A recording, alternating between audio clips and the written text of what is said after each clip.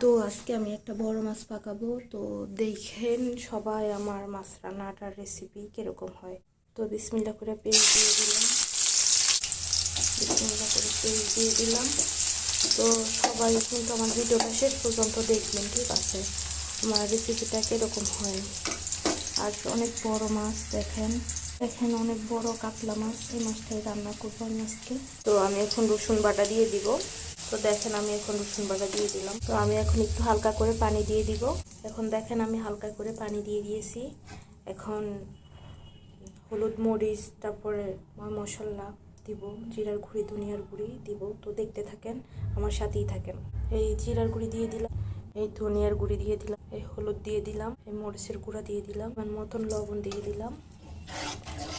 তো দেখেন, দেখতে থাকেন, তো দেখতে থাকেন।